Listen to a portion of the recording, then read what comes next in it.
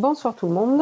Alors, je me présente rapidement. Pour ceux qui ne me connaissent pas encore, je suis Fabienne Ourtal. Je travaille avec l'astrologie depuis 8 ans à peu près, avec le design humain depuis 3 ans. Je suis en train de faire ma formation analyste avec Marie Vénec. Je suis également psychothérapeute spécialisée en psychothérapie basée sur les enseignements bouddhistes et je suis aussi traductrice de l'anglais, de l'allemand, et c'est comme ça notamment que j'ai pu rentrer dans tous ces domaines d'activité. Évidemment, si vous voulez prendre des notes, vous pouvez, mais tout ça est enregistré.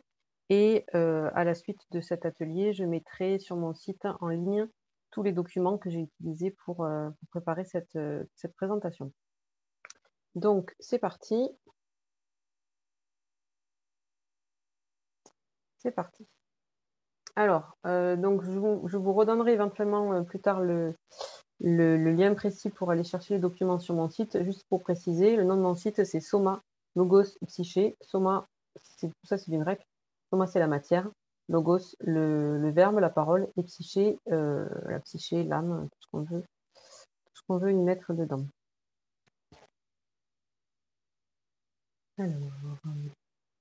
Alors, ce soir, on va donc regarder les bases de l'astrologie et en quoi ça nous permettra après, donc surtout pour l'atelier de demain, de mieux comprendre les bases du design. Donc, déjà une première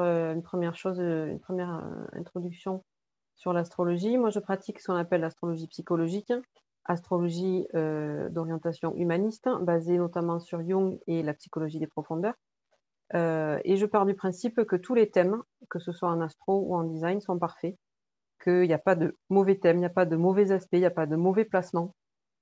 Il peut y avoir des points plus ou moins faciles à vivre, mais dans tous les cas, il y a toujours quelque chose à en faire, un apprentissage à en retirer, une leçon à apprendre qui va nous permettre de vivre au mieux notre vie. Et dans tous les cas, je pars du principe que si on a ce thème-là, c'est qu'on est fait pour ce thème-là, que ce thème-là est le nôtre, et que la seule chose qu'on a à faire, c'est de la vivre au mieux. Et donc, il n'y a pas à se flageller d'avoir tel aspect ou tel ascendant ou je ne sais pas quoi. Parfois, on a besoin d'un peu plus d'accompagnement ou d'un peu plus de détente ou d'un peu plus d'apprentissage. Mais de manière générale, tout est déjà là et tout va bien et tout est parfait. Alors, pour commencer, alors j'espère que vous voyez ma souris quand je la déplace sur le schéma qu'on a ici. Alors, je vous présente le disque zodiacal qui va nous permettre de voir déjà la base de la base et les choses les plus essentielles. Donc, pour commencer un tout petit peu de maths, un cercle, un disque, et fait une mesure de 360 degrés, comme c'est écrit ici. Et 360 degrés divisé par 12 signes, ça fait 30 degrés par signe. Donc, c'est juste un petit chiffre à garder en tête parce que ça va nous servir après pour les aspects, notamment. Vous verrez aussi un peu plus tard que quand on fait une représentation d'un disque zodiacal, on représente également les degrés précisément par des petites coches à l'intérieur de chaque signe, avec une coche un petit peu plus grande au niveau des décans. Donc on a chaque signe divisé en 3 décans de 10 degrés chacun. Alors moi, j'utilise pas tellement les décans, mais certains les utilisent, et en tout cas, c'est ce qu'on retrouve dans l'astrologie des magazines, dont je ne pense pas beaucoup de bien, vous vous en doutez, mais ça, éventuellement, on pourra y revenir un peu plus tard pour expliquer pourquoi. Donc toute l'astrologie que nous pratiquons ici, qui est l'astrologie tropicale. Alors, une petite parenthèse sur la différence entre l'astrologie tropicale et l'astrologie sidérale. L'astrologie tropicale est celle qui est pratiquée en fonction du calcul des planètes tel qu'il a été fait par les Babyloniens, je pense, il y a 4000 ans à peu près, en fonction de la position des planètes et de la position de la Terre à l'époque. En sachant qu'entre-temps, l'axe de la Terre a légèrement bougé, ce qui fait que la position de l'écliptique, c'est-à-dire du disque zodiacal tel qu'il est situé de façon fictive autour de la Terre, c'est un peu décalé. Donc les astrologues qui utilisent la position réelle des planètes pratiquent ce qu'on appelle l'astrologie sidérale. Moi, je suis restée sur l'astrologie tropicale. Le design est aussi basé sur l'astrologie tropicale. Pour moi, l'argument majeur a été de dire que l'astrologie tropicale est en accord avec les saisons. Et comme vous allez le voir, les saisons dans l'astrologie, c'est quand même très, très important c'est très symbolique et tous les symboles et tous les signes ont une symbolique en général liée aux saisons. En tout cas dans l'hémisphère nord. Quand on fait des thèmes des gens qui sont nés dans l'hémisphère sud, tout s'inverse et là j'avoue, j'ai pas la réponse de savoir si ça s'applique pareil ou pas. Bon, c'est une autre question. Donc tout ça pour dire qu'en astro, l'astro que je pratique et en design, on utilise l'astrologie tropicale. Si vous avez envie de creuser l'astrologie sidérale, ça apporte des résultats très intéressants aussi. Il faut savoir qu'en astrologie sidérale, tous les signes sont décalés à peu près de 30 degrés vers l'arrière. Donc en astrologie tropicale, quelqu'un qui est né dans le signe du Bélier va se retrouver avec un soleil a priori dans le signe des Poissons. Donc voilà, donc ça décale quand même pas mal les saisons. C'est pour ça que moi j'ai choisi de rester sur l'astrologie sidérale. Donc ce disque zodiacal fait 360 degrés. L'année faisant à peu près 365 degrés, on se rend compte que là, il y a un truc qui va bien. Il faut savoir que pour l'astrologie, tout est basé sur la Terre au centre et toutes les planètes qui tournent autour. Alors là, évidemment, les astronomes poussent les hauts cris, donc c'est pour ça qu'il ne faut pas parler d'astrologie aux astronomes, les pauvres, c'est une histoire à leur faire faire un AVC. Donc en astrologie, on a nous au milieu, c'est-à-dire la Terre, et toutes les planètes qui tournent autour, dans le sens inverse des aiguilles d'une montre. Donc ça tourne dans ce sens-là. C'est pour ça qu'on commence ici en bélier, après on passe en taureau, après on passe en gémeaux, après en cancer, etc. Donc toutes les planètes tournent autour de la Terre, et comme évidemment ça ne correspond pas à la réalité astronomique, ça fait des choses qui décalent un petit peu par rapport à l'astronomie. C'est pour ça que c'est bon d'avoir des connaissances astronomiques, mais de ne pas trop s'y accrocher non plus. Donc toutes ces planètes tournent autour de la Terre et donc de nous, et vont se positionner à chaque fois dans un signe différent, se positionner différemment les unes par rapport aux autres, ce qui va donner le thème natal, c'est-à-dire comme on va voir plus tard, comme une photographie du ciel au moment de la naissance de telle ou telle personne. Donc, comme on est ici au centre et qu'on est la Terre, le Soleil tourne autour de nous en 365 jours. Donc, le Soleil parcourt à peu près, fait tout le tour du disque zodiacal en à peu près 1 degré par jour pour faire le tour en une année. Et par exemple, la Lune, elle fait le tour en 1 mois. Donc, elle est déjà beaucoup plus rapide. Et après, toutes les autres planètes ont une vitesse de déplacement différente. Ce qui fait par exemple, juste pour faire le rapport entre la Lune et le Soleil fait le tour en un an, qui fait qu'à chaque fois, on va dire que pendant 1 mois de chaque, il est dans chaque signe, 1 mois en bélier, 1 mois en taureau, etc. Et la Lune, elle va passer à peu près 2 jours et demi dans chaque signe sur 1 mois. Quand on a la Lune dans un thème opposé au Soleil, c'est que c'était le moment de la pleine Lune, parce que astronomiquement, le moment de la pleine Lune, c'est quand la Lune est opposée au Soleil par rapport à la Terre. Et quand on a la nouvelle Lune, c'est le moment où la Lune et le Soleil sont conjoints, c'est-à-dire positionnés au même endroit. Et vu de la Terre, le moment de la nouvelle Lune, c'est le moment où le Soleil et la Lune sont dans le même axe, c'est-à-dire la Lune est pile entre le Soleil et nous. Voilà. Donc ça, c'était pour les généralités. Donc par convention, quand on présente un disque zodiacal comme ça, présenté à la main, on présente le bélier ici au début. Donc on considère ici que le début, c'est ce qui correspond à 9 heures sur une horloge. Et on place par convention le début de l'année astrologique au 21 mars, en sachant que chez les Romains, le mois de mars était le mois du début de l'année pendant très longtemps, et ce n'est qu'en 153 avant Jésus-Christ qu'on est passé à un calendrier qui mettait le mois de janvier au début de l'année. C'est pour ça qu'en ayant mars au début de l'année, on se retrouve avec le mois de septembre qui est le 7e, alors qu'en fait, d'après notre calendrier à nous, le mois de septembre, c'est le 9e. Voilà. Donc on va regarder ici la symbolique de chaque signe. Alors, l'astrologie, c'est l'astrologie telle que je la pratique du moins, basée sur la psychologie des profondeurs de Jung, l'astrologie humaniste, etc. Cette astrologie psychologique considère que tout le cycle du zodiaque correspond, équivaut au développement de la psyché, en fait. Donc, au développement de la personne et au développement de la psyché. Donc, on va se retrouver face à différents cycles qui vont tous se superposer et interagir les uns avec les autres. en sachant que l'astrologie, de manière générale, comme l'astronomie aussi, c'est vraiment une question de cycle. Les planètes tournent et selon un cycle plus ou moins fixe, parce qu'il y a des fois, il y en a qui font des trucs un peu bizarres. Mais donc, on est beaucoup dans des histoires de cycles et on va voir comment ce cycle et cette évolution des signes correspond à la construction de la psyché. Une petite parenthèse aussi pour dire que donc toutes ces planètes sont toujours en mouvement évidemment et le thème natal d'une personne, c'est la photo de l'état du ciel au moment de sa naissance, au moment le plus précis possible de sa naissance. C'est comme on va parler demain, on va parler des transits. Les transits, c'est la photographie du ciel à un moment donné maintenant, donc plusieurs années après notre naissance, et on compare la position des planètes actuelles à la position des planètes au moment de notre naissance, et on voit les influences que ça va avoir.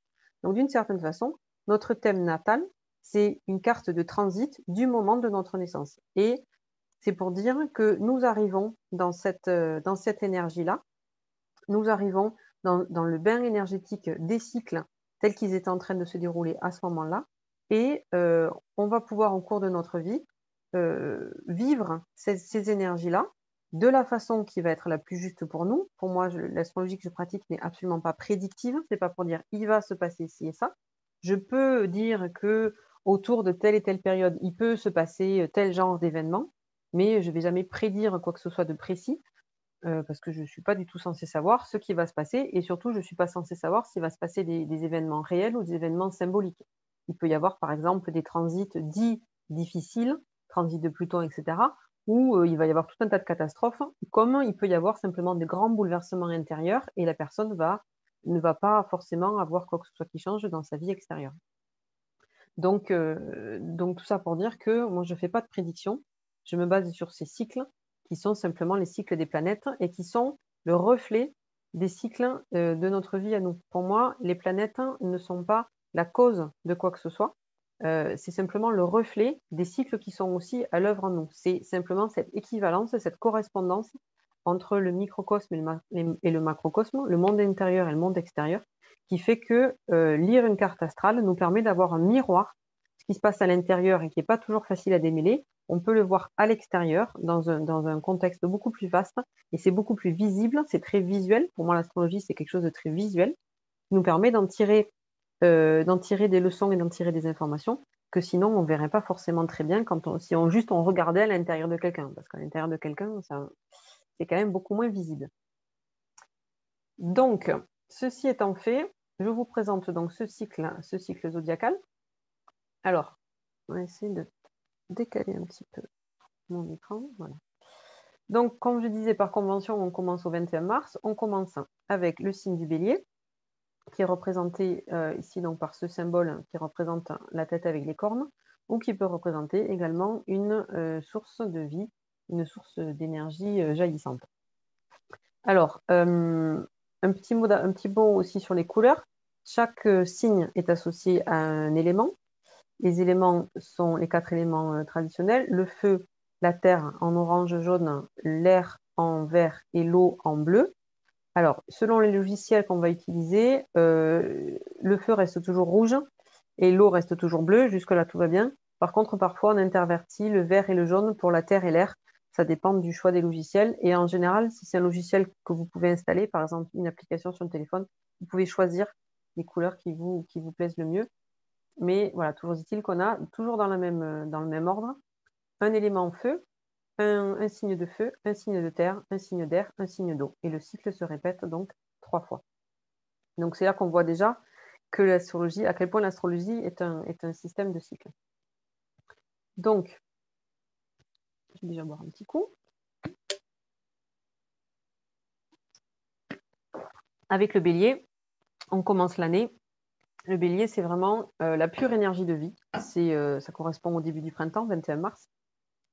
Pure énergie de vie, pure énergie de feu, volonté, détermination, et éventuellement tomber dans la tyrannie quand le bélier n'est pas très bien intégré. Mais autonomie, c'est vraiment cette pure énergie de vie qui dit « je suis ». Ça y est, j'arrive et je suis là. Voilà. Pour que cette énergie de vie on puisse en faire quelque chose, il faut bien qu'elle s'incarne, il faut bien qu'elle se pose un peu dans quelque chose, qu'elle soit accueillie. C'est pour ça que elle est accueillie idéalement par l'énergie du taureau. Donc, premier signe de terre. Là, on est dans le premier cycle de tout, on est dans quelque chose de très brut, de très animal, de très basique. Le bélier, cette pure énergie de vie. Le taureau, on a ce premier niveau de l'énergie de terre qui est très posé, très terrien, très sensuel, sensoriel, qui peut être entêté du coup, puisqu'il a un côté comme ça un peu lent. C'est comment la phrase déjà la terre est lente et les bœufs sont patients, ou quelque chose comme ça.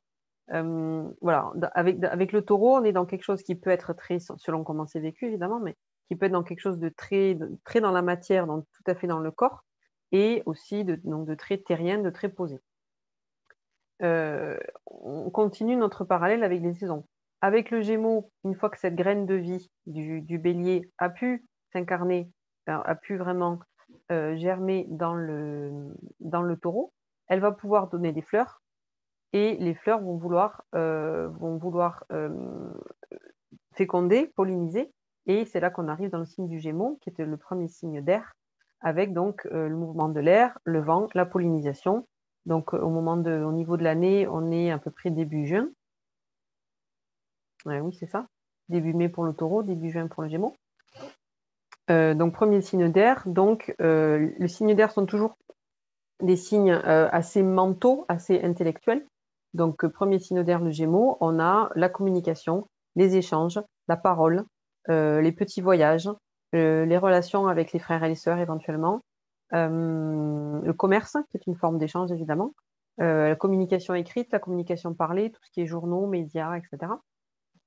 Et comme c'est un signe qui est encore au premier niveau du signe d'air, il peut tomber éventuellement dans une forme de légèreté, de bavardage, où c'est blablabla, juste pour parler et faire de l'air. Voilà, signe d'air. Après tout ça, évidemment, il faut pas dire, voilà, je connais quelqu'un qui est Gémeaux, c'est quelqu'un qui n'est pas du tout bavard. Voilà. C'est quelque chose qui est très important pour moi quand les gens viennent me voir. Ah, tu es astrologue et moi je suis Gémeaux. Qu'est-ce que ça veut dire? Ça veut dire juste que au moment où tu es né, le Soleil était situé symboliquement dans la constellation des Gémeaux. C'est tout. Quelqu'un qui a son Soleil en Gémeaux, mais qui a tout le reste de son thème en Poisson, ben, il sera plus Poisson que s'il était Gémeaux, que s'il était que Gémeaux. Donc, quand on dit je suis Gémeaux, on a le positionnement que du Soleil, ce qui est certes très important. En design, on considère que le Soleil, c'est vraiment 70% de notre information, mais il y a quand même beaucoup d'autres informations à tirer d'un thème, et on va pouvoir comme ça compléter l'éclairage qu'on porte sur un thème en fonction de l'ensemble du thème et pas juste d'un seul signe, qui est le signe solaire en fait. Ensuite, une fois que, idéalement, ces fleurs ont pu envoyer leur pollen dans les airs, etc., grâce au vent, on va pouvoir avoir des fruits. Et c'est là qu'on arrive au 21 juin, avec le signe du Cancer, donc premier signe d'eau. Signe du Cancer qui représente évidemment ce symbole-là. Alors, les symboles, je ne les ai pas reprécisés, mais bon, le taureau, ça paraît assez évident, la tête du taureau avec les cornes, ça peut représenter éventuellement également un utérus avec les trompes de Fallope. Le Gémeaux, ben voilà, un signe des Gémeaux qui représente dans la mythologie grecque, mythologie grecque ou latine, je ne sais plus, les jumeaux Castor et Pollux. Et ici, avec le Cancer, on est donc la symbolique des deux pinces du crabe ou éventuellement des deux seins de la mer, parce que c'est effectivement un signe très maternel. Donc, premier signe d'eau. Donc, une fois qu'on a eu cette impulsion de vie, qu'elle a pu s'incarner, qu'elle a pu communiquer, elle va pouvoir se tourner vers l'intérieur et s'intéresser à son monde émotionnel, son monde intérieur, ses besoins profonds, et mettre en place tout ce vrai cocon, le cocon utérus, qui représente cette sécurité dont le Cancer a besoin, qu'il est aussi en mesure d'offrir aux autres éventuellement. Et c'est voilà, tout le monde du domaine intérieur, des émotions, des besoins profonds. Ça peut donner quelque chose d'un peu mélancolique, un peu rêveur. Ça peut donner aussi une caractéristique d'être beaucoup tourné vers le passé. Souvent, les gens qui travaillent dans la conservation, les musées, etc., ont une forte connotation Cancer. Dans l'aspect aussi un peu plus négatif, ça peut être l'archétype aussi de la mère très possessive qui garde ses enfants auprès d'elle, parce que si elle n'est plus mère, s'ils s'en vont et qu'ils grandissent, elle n'est plus rien. Donc ça peut être un des signes du cancer. Donc là, déjà, on a une première étape de construction de la personnalité. Après, on rentre dans le deuxième cycle, qui est un cycle un peu plus, on va dire, un peu plus humain. Le premier cycle étant, on va dire, plus primaire, à limite animal. Avec le lion, on commence à se construire un ego humain, un ego au sens neutre du terme, simplement un cœur de personnalité. Et là, donc, on rentre dans le niveau humain. Donc, avec le lion, on va pouvoir dire « je suis cela ». Avec le bélier, on disait « je suis », c'est juste la pure énergie de vie qui jaillit. Avec le lion, on va pouvoir déjà élaborer un peu plus et dire « je suis cela ». Voilà. Alors, est-ce que vous préférez mon profil droit ou mon profil gauche? Qu'est-ce que vous en pensez? Et regardez ce que je sais faire, et regardez comme je suis beau, et regardez comme je chante bien, etc. Ça, c'est le lion. Je suis cela. Je commence. Le petit enfant qui dit « maman, maman, regarde, regarde ». C'est ça, c'est typiquement ça. C'est donc cette énergie de vouloir se montrer, de vouloir être vu, parce que le petit enfant, la psyché qui se construit, a besoin du miroir des autres autour de lui pour savoir un peu où il se situe. Et avec le lion, on va pouvoir comme ça monter sur scène. Souvent, les gens qui ont beaucoup de placements en lion ont besoin d'être sur scène. Alors, ça peut être une scène symbolique, comme ça peut être une scène réelle, artistique, chant, etc. Mais ça peut être aussi tout simplement une scène symbolique, comme être prof, par exemple. Moi, je sais que j'ai la lune en lion. Et quand j'étais enseignante, j'ai bien senti que ça plaisait bien à ma lune en lion de se mettre comme ça au centre de l'attention. Ça peut être évidemment complètement histrionique, c'est « regardez-moi, si vous ne me regardez pas, je n'existe pas, mon Dieu, quelle horreur !» Mais pas forcément. Ça peut être aussi simplement bien vécu, du genre « j'ai besoin d'être au centre de l'attention », ce qui peut être un besoin en soi tout à fait légitime. Une fois qu'on a bien intégré cette énergie du lion, on va pouvoir passer à l'énergie de la Vierge, deuxième signe de terre, où là on est déjà moins dans l'ego, moi, mais on commence à pouvoir se tourner un petit peu vers les autres, à se mettre au service. On va pouvoir plus se concentrer sur la maison, sur l'intérieur. C'est pour ça que la Vierge est associée au cycle de la nature, la connaissance des cycles de la nature, une forme de routine, le quotidien, le travail, la maison, les travaux domestiques, et aussi tout l'archétype de la guérisseuse qui connaît les plantes, qui connaît la nature, qui sait les respecter et qui sait apporter cette connaissance au service de la guérison. C'est aussi l'archétype du comptable, un esprit très analytique, et elle va pouvoir ainsi donc se mettre au service de façon très organisée et très voilà. Alors évidemment, elle peut tomber dans un côté un peu psychorigide, un côté un peu trop carré, trop serré, mais bon voilà, c'est pas forcément le cas. Donc voilà, avec la Vierge, on a déjà fait, si vous vous rendez compte, la moitié du disque zodiacal ici. À partir de la Balance, on commence à pouvoir rentrer dans la deuxième moitié du disque, c'est-à-dire qu'on va pouvoir commencer à rencontrer l'autre. Les 6 premiers signes sont vraiment consacrés à l'évolution de la personnalité individuelle. Et à partir de la Balance, on va pouvoir commencer à se tourner vers l'autre, à rentrer en relation, à se mettre face à l'autre. Et ça va nous permettre de voir aussi que un des cycles et un des thèmes de l'astrologie, c'est le travail avec les axes. Où on voit que les signes, c'est pas par hasard, qu'ils sont les uns face aux autres et qu'ils partagent des thématiques communes. Donc, avec la Balance, deuxième signe d'air, pardon, on rentre dans la rencontre. Donc, on voit bien le symbole ici de la Balance, donc de plateau, l'équilibre. Donc, le signe de la Balance, qui est encore une fois un signe très mental, très dans l'esprit, va vouloir chercher l'équilibre, chercher l'harmonie, chercher le beau. Donc, c'est un signe qui va souligner une recherche d'esthétique, une recherche d'harmonie, jusqu'au point parfois d'éventuellement tellement chercher l'harmonie que tant que tout n'est pas parfait, on ne fait rien. Donc soit un certain immobilisme, une difficulté à se décider ou des choses comme ça, selon évidemment comment c'est vécu par la personne. Mais la Balance, c'est simplement la capacité et le besoin de se mettre face à l'autre et de voir ce qui se passe à ce moment-là. Et donc on voit bien dans quelle mesure c'est le pendant de l'axe l'autre opposé de l'axe avec le Bélier. Le Bélier, c'est je suis. La Balance, ce serait plutôt je suis avec. Le Bélier, c'est moi, moi, moi. La Balance, c'est moi et toi. Donc là, on voit qu'il y a un équilibre qui se fait. Et on peut voir dans un thème, quand il y a un déséquilibre d'un côté, on peut voir éventuellement à déployer les qualités du signe opposé éventuellement. Avec le Scorpion, on va continuer cette rencontre. Avec la Balance, on est simplement l'un face à l'autre. Donc deux éléments qui essaient de s'harmoniser autant que possible. Avec le Scorpion, on va commencer à pouvoir se rencontrer vraiment, signe d'eau, donc signe de la vie intérieure et émotionnelle. Signe aussi qui est associé à la sexualité, puisque du coup la rencontre quand elle se fait, elle peut être une rencontre sexuelle, mais pas forcément.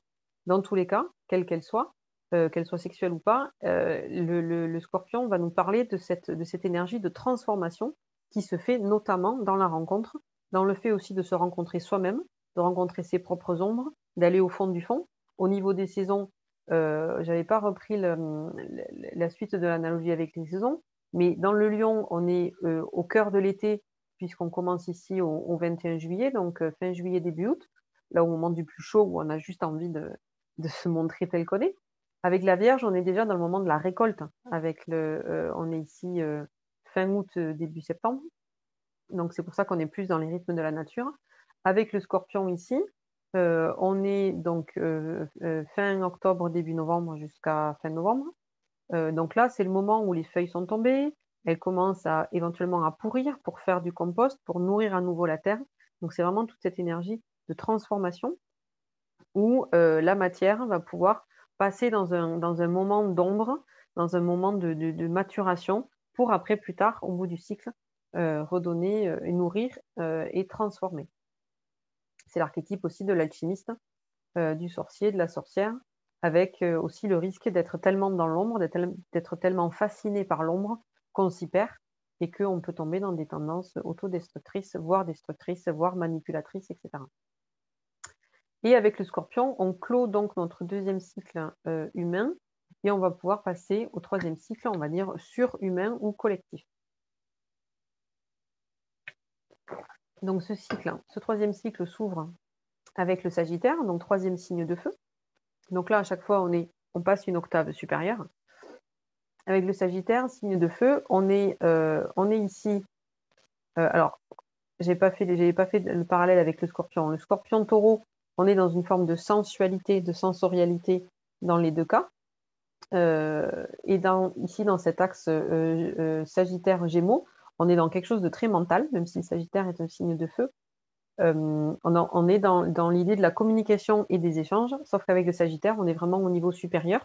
Donc au niveau supérieur, c'est-à-dire au niveau des grands systèmes de pensée que peuvent être la religion, la philosophie, la politique, toutes ces choses-là qui vont nous inciter à nous dépasser, à apprendre, à ouvrir nos horizons, éventuellement à voyager.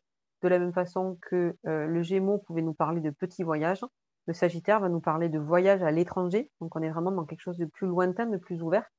J'avais rencontré une jeune femme à qui j'avais fait le thème assez rapidement et j'avais vu qu'elle avait une lune en Sagittaire. Et donc je lui ai dit comme ça, à peu près au hasard et sous forme de questions, parce que moi j'essaie surtout de me présenter le thème aux gens sous forme de questions, parce que je suis très très loin de pouvoir affirmer quoi que ce soit. Donc simplement je pose la question, est-ce que ta mère par hasard ne serait pas dans un métier d'enseignement et éventuellement pas française?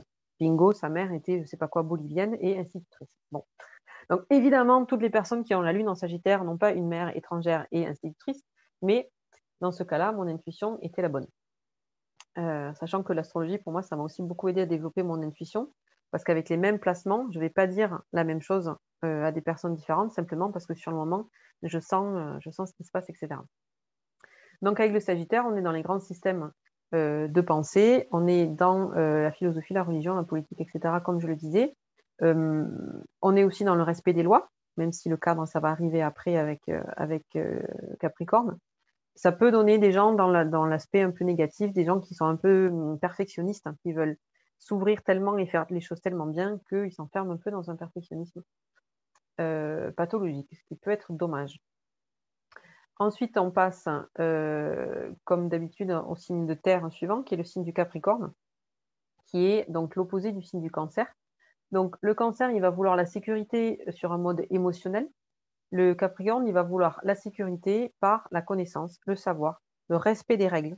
Encore que la connaissance et le savoir, c'est plutôt le Sagittaire qui est aussi très associé donc à l'apprentissage en général et à l'enseignement, et donc étudiant, professeur, etc. Avec le Capricorne, on est plus, c'est un signe de terre, donc c'est le troisième signe de terre, le plus minéral, le plus solide, le plus dense, qui va nous permettre d'asseoir vraiment les fondements, les fondations de notre action, de notre personne, de qui on est, de ce qu'on fait dans le monde. C'est pour ça que c'est aussi le signe qui est associé à la maison 10. On verra les maisons un petit peu plus loin, au niveau de donc la vie professionnelle, la vie extérieure. Bon, étant un signe de terre très, très dense, hein, il peut avoir un côté évidemment très, très têtu et très obtus. Mais du coup, ce qui se passe, sous le signe du Capricorne sont des choses en général qui sont bien ancrées, bien posées et qui permettent alors en général, ça se fait pas très vite, mais au moins quand ça se fait, lentement, progressivement, ça se fait sur une bonne assise. Autre chose à dire sur le Capricorne, oui, on voit que le symbole, ça peut représenter une tête de bouquetin avec les cornes. De la même façon ici que le Sagittaire représentait, la flèche du Centaure. Ensuite, oui, ici sur le Capricorne, c'est un peu l'archétype de l'ermite dans sa grotte, l'ermite avec tous ses livres qui passe son temps à étudier et qu'il faut surtout pas déranger dans sa grotte. Mais, il faut surtout pas le déranger tout en sachant quand même qu'il est là pour œuvrer pour l'humanité et qu'il est là vraiment au service de quelque chose de beaucoup plus grand que lui. Parce que, on est donc dans cette partie, on va dire supérieure du thème où on est vraiment plus concerné par sa propre personne mais par quelque chose de beaucoup plus grand que soi. Ensuite, on passe au signe d'air suivant, qui est donc le Verseau, avec les petites vagues de l'eau qui peuvent aussi représenter les ondes de l'air, les ondes du son, de l'électricité, de la lumière, etc. Une fois qu'on a établi cette bonne base bien solide avec le Capricorne, on va pouvoir aller au-delà, on va pouvoir tout faire péter. Et le Capricorne, on est bien dans le respect du cadre, du temps, de la mortalité, des lois, des seuils à passer, des différentes étapes, des cycles, etc. Avec le Verseau, on va pouvoir dépasser complètement tout ça, aller dans quelque chose de complètement nouveau, de complètement novateur. On va pouvoir être tout seul devant et tirer le reste de l'humanité pour aller dans d'autres directions, pour découvrir de nouvelles choses. C'est souvent le signe qui est associé aux astrologues, justement, à toutes les choses un petit peu nouvelles, un peu ésotériques, un peu en marge, avec évidemment le risque de tomber dans une forme de marginalité et d'extravagance où on a complètement perdu contact avec la réalité. En sachant que le Verseau, il est déjà dans des sphères tellement élevées qu'on peut dire du Verseau, c'est une phrase que j'avais vue et qui avait pas mal résonné pour moi parce que j'ai beaucoup de placements en Verseau, qui est que de dire que le Verseau aime l'humanité mais il n'aime pas les humains. Donc il aime l'humanité parce que voilà, on est dans cette partie supérieure du cycle où on est plus concerné plus par le collectif que par sa propre petite personne. Mais se coltiner les humains au quotidien, on n'a pas envie, quoi. Verseau, c'est un signe d'air, même si ça paraît pas intuitif. C'est un signe d'air et donc on veut aller très vite, aller très loin et on n'a pas forcément envie de s'embarrasser avec la matière, etc. Donc le pendant ici avec le lion. Le lion, c'est je suis cela. Le Verseau, c'est plutôt nous sommes cela. C'est vraiment, on passe de quelque chose de très individuel à quelque chose de beaucoup plus collectif. Et une fois qu'on a pleinement intégré cette énergie collective, on va pouvoir passer au signe du Poisson, qui représente donc le dernier niveau de cette évolution, qui est donc le pendant du signe de la Vierge. Donc comme la Vierge, le Poisson est au service, sauf qu'il est vraiment là au service de l'humanité tout entière. La Vierge est au service du petit, du quotidien, du travail, de la maison, etc. Alors que le Poisson, lui, il est dans la spiritualité absolue, les idéaux spirituels, trouver sa place dans la création, trouver sa place face à l'éternel. Comment on se situe par rapport à tout ça?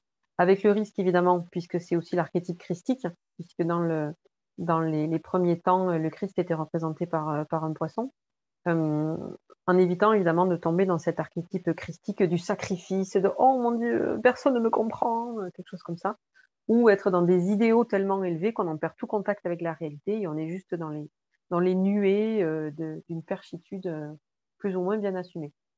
Un autre problème qu'il peut y avoir avec le signe des poissons, c'est que cette tendance à vouloir aller au-delà, à vouloir aller dans quelque chose de plus vaste, si c'est pas bien vécu, pas bien accompagné, ça peut aussi mener dans la dépendance, les paradis artificiels, toutes les différentes addictions qui peuvent exister. Et voilà, et donc une fois qu'on a fait tout ce cycle-là en complet, ben, on peut revenir dans une nouvelle incarnation avec le bélier, avec de nouveau, etc. Et on peut recommencer tout le cycle. Donc voilà pour ce premier tour d'horizon du disque zodiacal.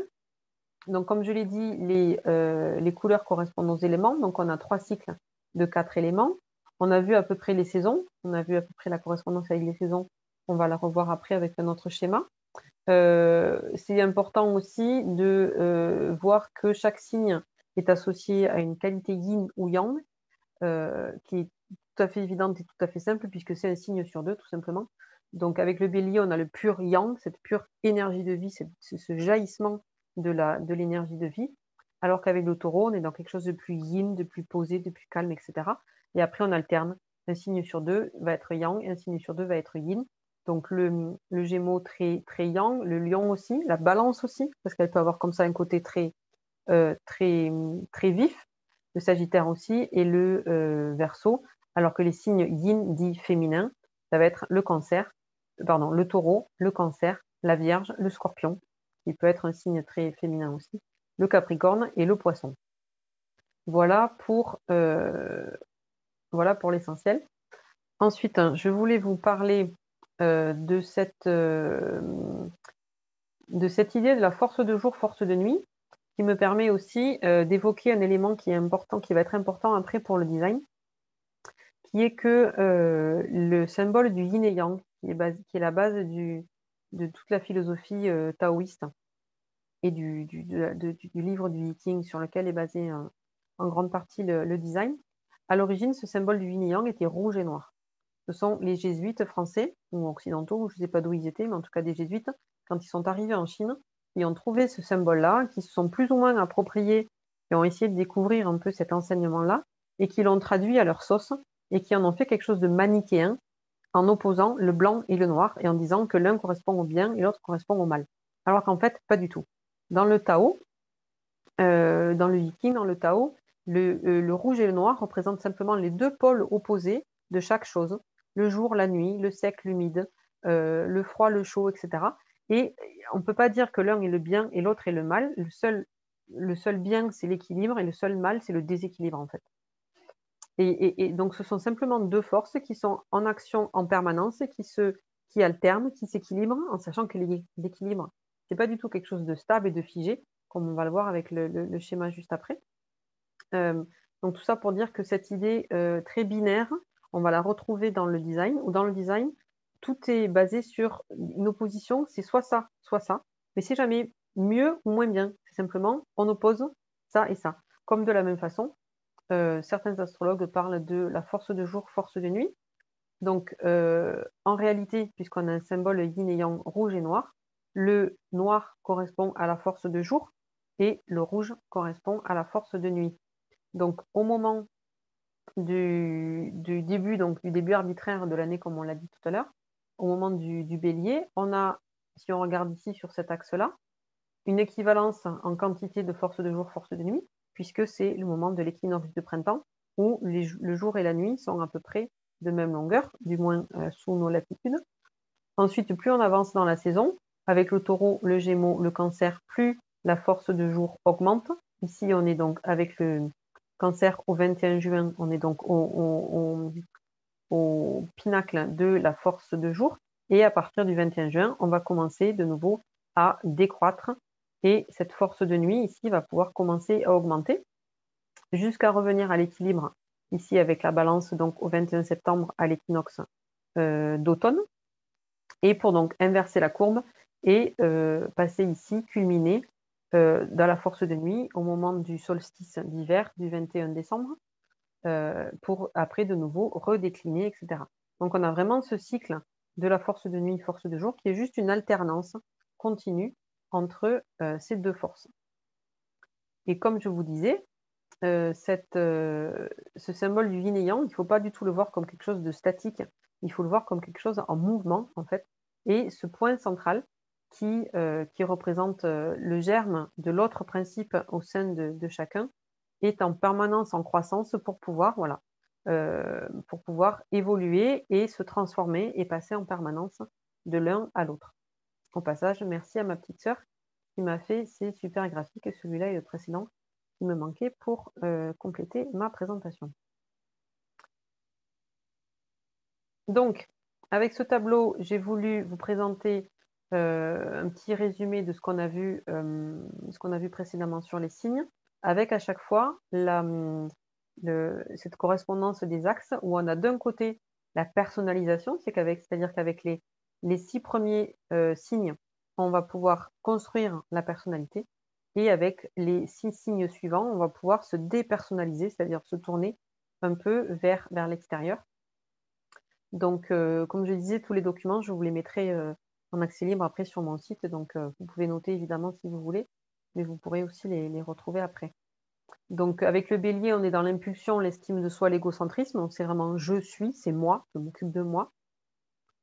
Et alors qu'avec la balance, on est du coup l'opposé de l'hésitation, de l'impulsion, pardon, c'est l'hésitation.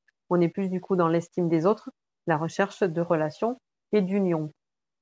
Avec le taureau, on est dans l'harmonie, la construction, la famille, le plaisir idéalement, le plaisir de l'incarnation. On a un corps, on savoure le plaisir que c'est d'avoir un corps, d'être dans les sens, la sensualité, la sensorialité.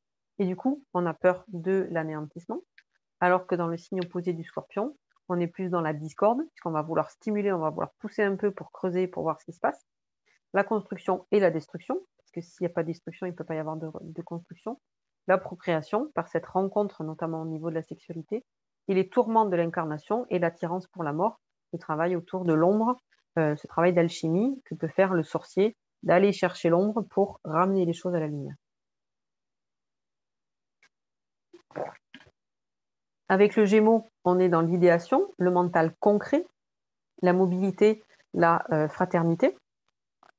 Comme je disais, un premier signe d'air, donc quelque chose d'assez basique au niveau aussi de la communication, etc. Alors que dans le Sagittaire, on va être dans l'idéalisme, on est dans quelque chose déjà de beaucoup plus élevé. Élevé, c'est pas pour dire que le Gémeaux, c'est pas bien. Il en faut évidemment du Gémeaux pour communiquer au quotidien, mais avec le Sagittaire, on va voir plus loin. On est dans le mental abstrait, la recherche d'ordre et la philanthropie. Avec le Cancer, on est vraiment dans la personnalisation. On arrive au bout du premier cycle des éléments. La personnalisation, la possessivité, la vie à sa source. La subjectivité, c'est vraiment un signe qui est vraiment tourné vers l'intérieur, le monde émotionnel. L'imagination et le psychisme. Alors qu'avec le Capricorne, on est vraiment dans la dépersonnalisation. On se tourne de plus en plus vers le plus grand que soi. Le dépouillement, la vie à son terme, c'est aussi tout le rapport au temps et donc le rapport à sa propre mortalité. L'objectivité et une forme d'ambition, réalisation. C'est donc le signe qui est associé à la place qu'on va avoir dans la société. Avec le lion, on est dans la passion, le paternalisme, la conservation, la conviction et l'affirmation, affirmation de soi. Et une forme de conservatisme, c'est un signe qui peut être très fixe, le lion. Alors que le Verseau, lui, il est dans l'altruisme, le libéralisme, l'intuition, la coopération et le progressisme. Donc on voit ce sont encore une fois les pôles opposés d'un même axe.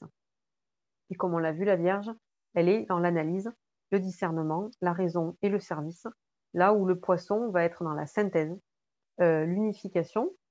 Donc la Vierge discerne, c'est-à-dire qu'elle va couper, elle va classer, alors que le Poisson va vouloir tout rejoindre et relier, être dans l'inspiration et la compassion. Alors un petit truc qui me vient aussi que je n'ai pas abordé jusqu'à présent, au niveau artistique, par exemple, les différents signes vont pouvoir avoir des symboliques différentes. Le lion, par exemple, va vouloir être sur scène, souvent, comme je l'ai dit.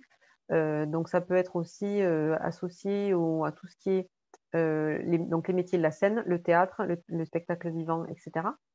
La balance, elle va être plus dans la recherche d'esthétisme, donc peut-être plus dans l'art pictural, tout ce qui est beau, tout ce qui est harmonieux, l'architecture, tout ce qui est feng shui, décoration intérieure, etc. Le Capricorne, lui, vu qu'il est très, très minéral, il sera peut-être plutôt tourné vers la sculpture, alors que le Poisson, lui, on est déjà dans quelque chose d'encore plus élevé. Donc on est plutôt dans l'art lyrique, le chant et la musique. Voilà. Donc ici, on voit un premier disque zodiacal, qui est simplement le disque, la photo du ciel du jour où j'ai préparé cette présentation, le 9 novembre, à 15h17 à Vienne, parce que mon application est basée sur un lieu par défaut qui est la ville de Vienne en Autriche. Simplement pour vous présenter, donc on a ce cycle, le disque zodiacal tel qu'il est présenté autour. comme je vous disais, avec les petites encoches pour marquer à chaque fois les degrés, ce qui permet, quand on a comme ça une carte qui n'indique pas la position en degrés de chaque signe, de savoir quand même à peu près où on en est. Par exemple, ici, notre Neptune ici, on voit qu'il est juste avant la deuxième coche, donc celle qui aborde les 20e degrés. Donc, a priori, ce Neptune doit être à 18 degrés ou quelque chose comme ça. Donc, simplement pour vous donner ici les axes, les grands axes du thème. Je vais revenir après en détail un peu plus sur les maisons. Donc, en fonction du moment de la naissance, on va déterminer l'ascendant. L'ascendant, c'est la constellation qui apparaît à l'horizon au moment de la naissance. C'est pour ça que l'ascendant change donc toutes les 2 heures, puisqu'il y en a à peu près, puisqu'il y en a 12 par 24 heures. Donc, ça fait à peu près 2 heures. En fonction des saisons, c'est pas tout à fait 2 heures, ça peut être 2 heures et demie ou 1 heure et demie, etc. En tout cas, ça se calcule tout seul dans le logiciel ou dans l'application. Et donc, on positionne le disque zodiacal par convention pour que l'ascendant soit donc situé à 9 heures ici. Et en fonction de cet ascendant, on va, en fonction donc du signe de la constellation qui est à l'horizon au moment de la naissance, le logiciel va calculer les maisons, qui sont ces différents secteurs ici, indiqués avec le petit chiffre en noir, en fonction aussi donc des axes. Donc on a l'axe de l'ascendant c'est moi, c'est le moment de la naissance, symboliquement, c'est je rentre dans l'incarnation. Et de la même façon qu'on a fait ce parcours symbolique et d'incarnation à travers les 12 signes, en réalité, chaque personne va le faire à travers ces 12 maisons, qui donc dépendent de l'ascendant et qui sont donc beaucoup plus personnelles, puisque l'ascendant, comme je disais, dépend du moment précis de la naissance à quelques minutes près. Et donc à quelques minutes près, on va pouvoir savoir sous quel signe, sous quel ascendant, quel signe la personne est née et dans quel signe se placent différentes maisons. Donc les 2 axes principaux sont l'ascendant et le descendant. Donc l'ascendant, c'est moi et le descendant, c'est l'autre. Ce qui est intéressant pour chacun de ces axes, c'est de voir quelle maison ils ouvrent. L'ascendant ouvre la maison 1, donc c'est moi, et le descendant ouvre la maison 7. La maison 7, c'est l'autre. Donc comme je l'ai dit tout à l'heure, au sud de cette... sud au nord, ça je ne sais jamais, mais en tout cas en dessous graphiquement, on sort comme ça, en dessous graphiquement de cet axe ascendant-descendant, on a tout ce qui concerne l'évolution de sa propre personnalité. Donc je suis, etc. Jusqu'à, avec le 6, la maison 6 qui est associée à la symbolique de la Vierge, je suis au service. Et à partir de la maison 7, à partir donc du descendant, on va pouvoir rencontrer l'autre.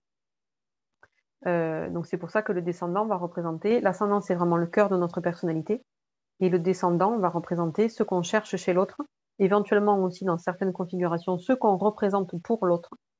Donc voilà, donc l'ascendant c'est moi et le descendant c'est l'autre. Ce qui nous permet aussi de voir la répartition des planètes. Quand on a beaucoup de planètes du côté de l'ascendant, donc sur cette moitié-là du disque, on a une personne qui est très introvertie, c'est-à-dire tournée vers sa propre personne. Alors pas forcément quelqu'un de timide, dans le sens jungien, quelqu'un qui est introverti, c'est simplement quelqu'un dont l'énergie tourne autour de lui-même. Alors que quelqu'un qui aura beaucoup de planètes du côté du descendant va être beaucoup plus tourné vers l'autre. Donc ici, si on considère un bébé qui serait né à Vienne à 15h17 le 9 novembre 2020, on pourrait considérer qu'il est plutôt équilibré. J'aurais pu mettre plutôt équilibré en termes d'énergie.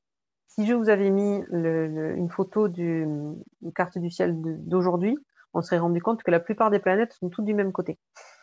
Donc c'est très intéressant à observer en ce moment.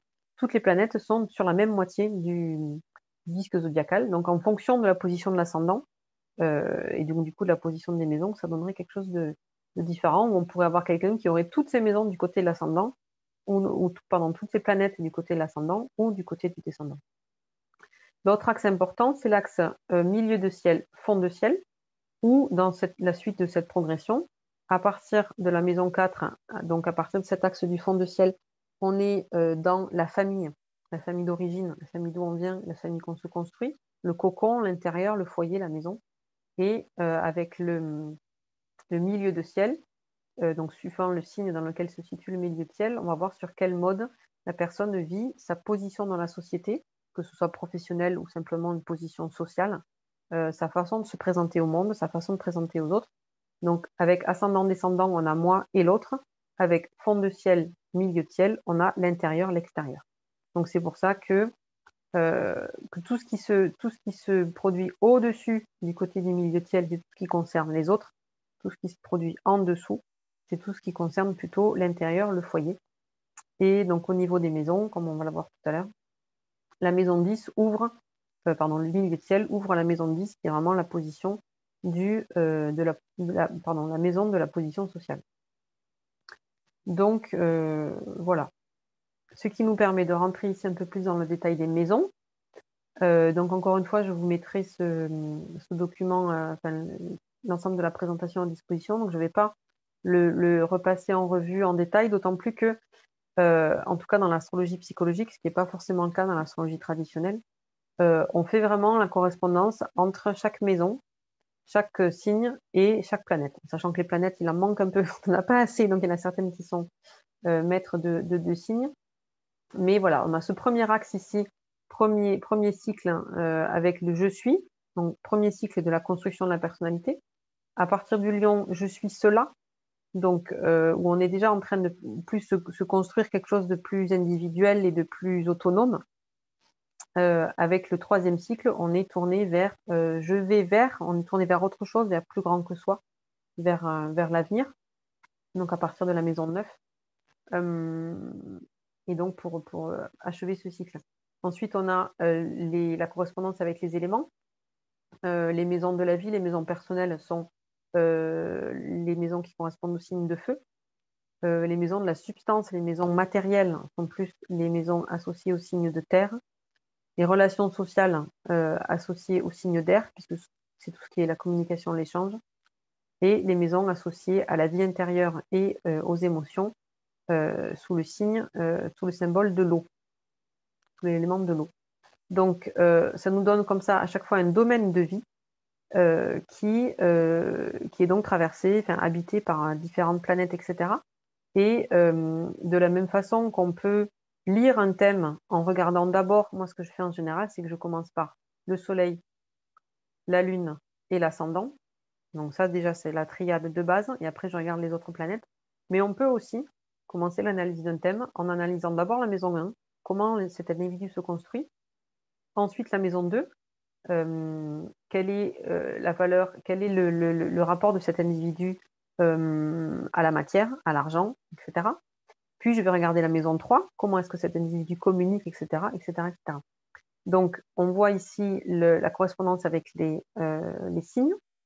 Donc Bélier, Taureau, Gémeaux, ça c'est dans l'ordre que je vous ai décrit tout à l'heure, avec à chaque fois la correspondance avec une planète en particulier, qui est donc considérée maître de chaque signe et de chaque maison. Donc le Mars pour le Bélier, Vénus pour le Taureau et pour la Balance, Mercure pour le Gémeaux et la Vierge, la Lune pour le Cancer, Soleil pour le Lion, Pluton pour le Scorpion. Traditionnellement, dans l'astrologie traditionnelle, puisque Pluton a été découvert tardivement, le maître traditionnel du Scorpion, c'est Mars. Jupiter pour le Sagittaire, Saturne pour le Capricorne, Uranus pour le Verseau, en sachant que traditionnellement, c'est aussi, il me semble, Saturne ou Mars, mais moi j'utilise Uranus. Et pour les Poissons, Neptune, en sachant que traditionnellement, pour les Poissons, je sais plus, peut-être Jupiter. Mais ça, je suis pas sûre pas pouvoir l'affirmer.